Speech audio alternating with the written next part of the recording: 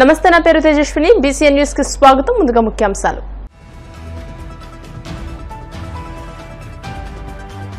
అహ్మదాబాద్ విమాన ప్రమాద స్థలాన్ని పరిశీలించిన ప్రధాని మోదీ, ఆసుపత్రిలో చికిత్స పొందుతున్న ఏకైక మృత్యుంజయుడు రమేష్ ను పరామర్శించిన పీఎం.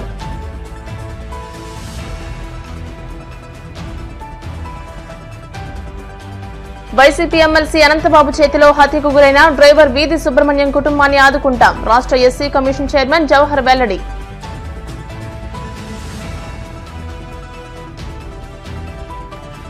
కూటమి ప్రభుత్వ ఏడాది పాలనలో రెడ్ బుక్ రాజ్యాంగంతో అరాచకం సృష్టించారు. వైసీపీ రాష్ట్ర సమన్వయకర్త సజ్జల రామకృష్ణారెడ్డి ఆగ్రహం.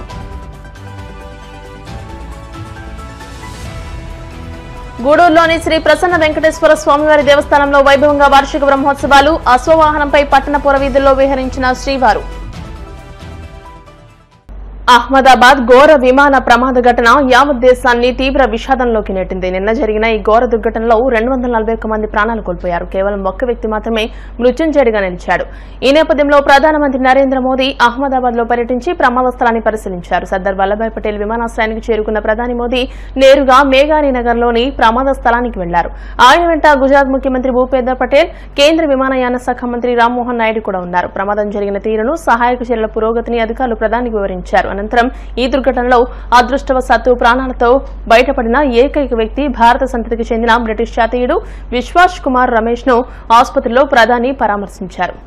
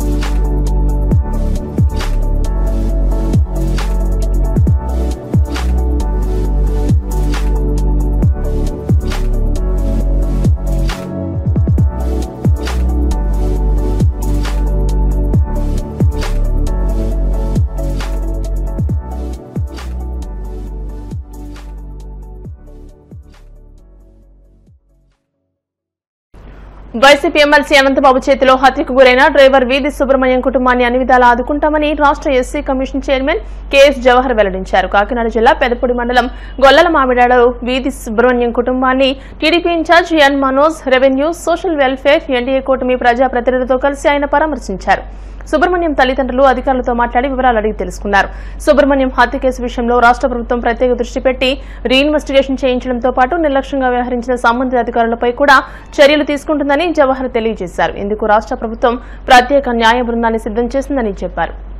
చంద్రబాబు నేతృత్వంలో ఏడాది కిందట ఏర్పడిన కూటమి ప్రభుత్వం తన పాలనతో ప్రజలకు చీకటి రోజులను మిగిల్చిందని వైసీపీ రాష్ట్ర సమన్వయకర్త సజ్జల రామకృష్ణారెడ్డి మండిపడ్డారు. తాడేపల్లి వైసీపీ కేంద్ర కార్యాలయంలో ఏడాది పాలనతో ప్రజలకు వెన్నుపోటు పొడిచిన కూటమి ప్రభుత్వ వైఫల్యాలపై వైసీపీ ప్రచురించిన పుస్తకాన్ని పార్టీ ముఖ్య నేతలతో కలిసి ఆయన ఆవిష్కరించారు. అనంతరం ఆయన మాట్లాడుతూ చంద్రబాబు, ఆయన తనయుడు లోకేష్ లు రాష్ట్రంలో రెడ్ బుక్ రాజ్యాంగం పేరుతో ఒక అరాచకాన్ని సృష్టించారని ఆగ్రహం వ్యక్తం చేశారు. గత జగన్ పాలన కంటే నమ్మకం గుర్తుకు వస్తే ఇప్పుడు చంద్రబాబు కూటమి పాలనలో ప్రజలకు పొడిచిన వెన్నుపోటే గుర్తు వస్తుందని ఎద్దేవా చేశారు. ప్రభుత్వం చంద్రబాబు నాయుడు గారి నేతృత్వంలో ప్రమాణ స్వీకారం చేసింది. అది జరిగి ఈ రోజుకు ఏడాది. బహుశా సాధారణంగా ఒక ప్రభుత్వం తర్వాత ఒక ప్రభుత్వం వచ్చినప్పుడు కొద్దిగా తేడాలు అటు ఇటుతో ప్రభుత్వం అనేది ఒక మామూలు దీనిగా జరుగుతుంటుంది పాలనా వ్యవహారాలు. కానీ 2019-24 మధ్య ఇంతే ల్యాండ్ స్లైడ్ విక్టరీతో ఇంతకంటే ఎక్కువ, ఎందుకంటే ఒకే పార్టీ ఒక సింగిల్ పార్టీగా వైఎస్ఆర్సీపీ పోటీ చేసి ఆ రోజు 151 సీట్లతో గెలిచినప్పుడు ఇదే రకంగా ఒక ఘనమైన విజయంతో 19లో పాలన మొదలుపెట్టారు జగన్మోహన్ రెడ్డి గారు. సో అప్పటికి ఒక గీటురాయి ఏర్పాటు చేశారు, ఒక కొలబద్ద 19-24 మధ్య తన పాలనతో జగన్మోహన్ రెడ్డి గారు. 24 అంటే ఏడాది క్రితం చంద్రబాబు నాయుడు గారు మళ్ళీ అధికారంలోకి వచ్చారు. 3 పార్టీలు కలిసి అత్యంత భారీ మెజారిటీతో అధికారంలోకి వచ్చాడు. 3 పార్టీలు కలిసి. అప్పటి నుంచి ఈ సంవత్సరం అయింది. ఇప్పుడు సహజంగానే జగన్మోహన్ రెడ్డి గారి పాలనలో తొలి ఏడాది, చంద్రబాబు నాయుడు గారి పాలనలో తొలి ఏడాది ఎట్లుంటుందనేది కంపారిజన్ రాష్ట్ర ప్రజలందరూ గమనిస్తున్నారు. మేధావులు, విశ్లేషకులు కూడా దాన్ని అనలైజ్ చేస్తున్నారు. సహజంగానే అంతటి ఘనమైన పాలన అందించిన పార్టీగా వైఎస్ఆర్సీపీ ఈరోజు ఈ రెండింటిని బేరీజు వేసి ఇది వాస్తవ చిత్రం అని చూపే ప్రయత్నం చేసింది. అందులో భాగంగానే జూన్ 4న ఒక్క హామీని కూడా నిలబెట్టుకోకుండా పూర్తిగా అలవిగాని హామీలు ఇచ్చి భ్రమలో పెట్టి చంద్రబాబు నాయుడు గారు అధికారంలోకి వచ్చారు అని ముందు నుంచి చెప్తున్నాము. ఆచరణలో అదే జరగడం, పైగా ఎక్కడ గొంతు పెగలకుండా, నోరెత్తకుండా, క్వశ్చన్ చేయకుండా అన్ని గొంతుకలను రెడ్ బుక్ పాలన పేరుతో, రాజ్యాంగం పేరుతో తొక్కి పెట్టడం, ఈ రెండు, దాంతోపాటు ఆ మాటున అవినీతికి అడ్డగోలుగా తెరలేపడం పైనుంచి కింది వరకు, ఇవి జరుగుతున్నాయి అంటున్నాం. జరుగుతూ సంవత్సరం కూడా అయిపోయింది. సో ఏడాది సందర్భంగా వాళ్ళు పెట్టుకున్నట్టున్నారు ఈరోజు మాది బ్రహ్మాండమైన సుపరిపాలన అని. ఎంతటి చీకటి పాలన, ఎంతటి దుష్పరిపాలన అని చెప్పడానికి విత్ ఎగ్జాంపుల్స్తో, విత్ కలర్ ఫోటోస్తో సహా ఈరోజు వైఎస్ఆర్ కాంగ్రెస్ పార్టీ ప్రజల ముందుకు ఈ పుస్తకం తీసుకొచ్చింది. 160 పేజీల దాకా ఉంది. దీంట్లో కాంట్రాస్ట్ జగన్ అంటే నమ్మకం, చంద్రబాబు అంటే మోసం. తిరుపతి జిల్లా గూడూరు పట్టణంలోని రాజా వీధిలో ఉన్న శ్రీ ప్రసన్న వెంకటేశ్వర స్వామి దేవస్థానంలో వార్షిక బ్రహ్మోత్సవాలు వైభవంగా జరుగుతున్నాయి. ఉత్సవాల్లో భాగంగా స్వామి అమ్మవార్లకు విశేష పూజలు నిర్వహించి చౌర సంవాదం విశిష్టతను అర్చకులు తెలియజేశారు. పల్లకి సేవ, సహస్ర దీపాలంకరణ సేవ నిర్వహించిన అనంతరం స్వామివారు అశ్వవాహనంపై భక్తులకు దర్శనమిచ్చారు. పట్టణ పురవీధుల్లో స్వామివారి గ్రామోత్సవం వైభవంగా సాగింది. భక్తులు స్వామి అమ్మవారిని దర్శించుకుని తీర్థప్రసాదాలు స్వీకరించారు.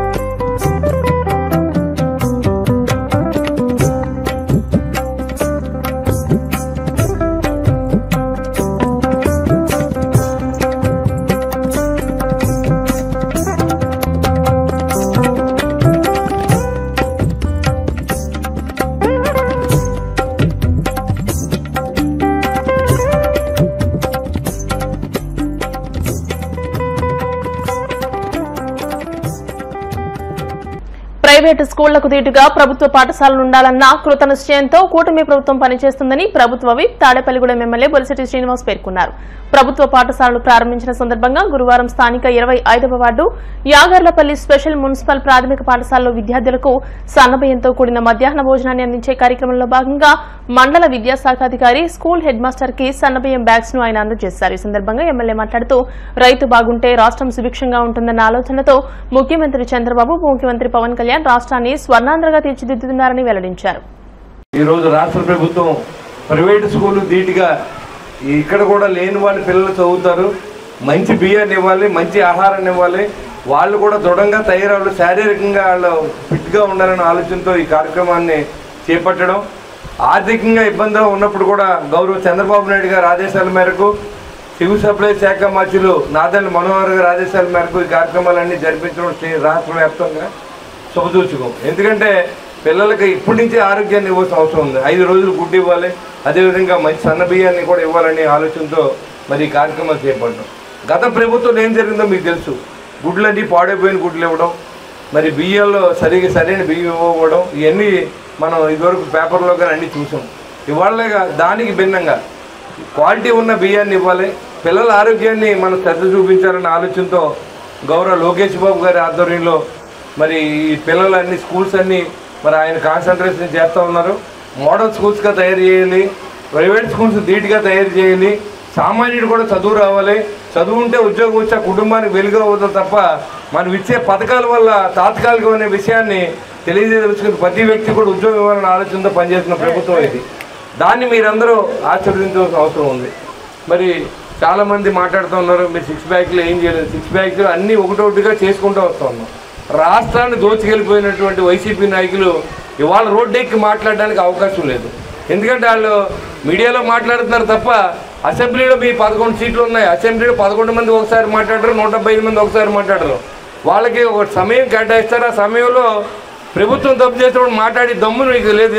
మరి అమరావతి రాజధాని నిర్మిస్తూ ఉంటే ఎంతో కష్టపడి నరేంద్ర మోడీ గారి సహకారంతో పవన్ కళ్యాణ్ గారు ఇద్దరికి మధ్యన ఒక వారధిలాగా ఉండి డబ్బు తీసుకొచ్చి ఏదో రకంగా చేయాలనే ఆలోచనతో పనిచేస్తూ ఉంటే అది వేసేల రాజధాని అనేటువంటి పరిస్థితి ఆ నాయకులకు ఉందంటే ఈ రాష్ట్ర ప్రభుత్వాన్ని విమర్శిస్తూ ఉన్నారంటే వాళ్ళు ఏ గతిలో ఆలోచిస్తున్నారో చూడండి. చాలా దురదృష్టకరం. ఎప్పుడు ఈ ఆంధ్రప్రదేశ్లో ఇంట్రడ్యూస్ చేయని పథకాన్ని కూటమి ప్రభుత్వం పిల్లలకి గతంలో చాలా ఇబ్బంది పడే మధ్యాహ్న భోజనం పెట్టిన పరిస్థితి. కానీ ఈవేళ రాష్ట్ర ప్రభుత్వం సన్నబియ్యాన్ని పిల్లలందరూ తినేలాగా ఏర్పాటు చేయాలని, వారం రోజుల్లో 5 రోజులు గుడ్డుతో భోజనం పెట్టాలని రాష్ట్ర ప్రభుత్వం సంకల్పించడం జరిగింది. ముఖ్యంగా దీనికి మన పౌర సరఫరాల శాఖ మంత్రి నాదెళ్ల మనోహర్ గారు ఈ కార్యక్రమాన్ని డిజైన్ చేసి మరి ప్రభుత్వానికి ఇస్తే చాలా మంచి కార్యక్రమం అని చెప్పి ఈ సన్నబియ్యాన్ని పిల్లల కోసం ఇవ్వడం జరుగుతూ ఉంది.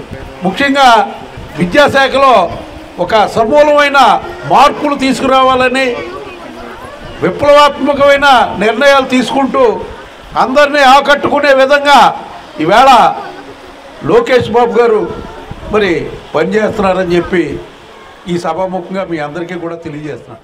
ఇప్పుడు కాసేపు ప్రకటనలు.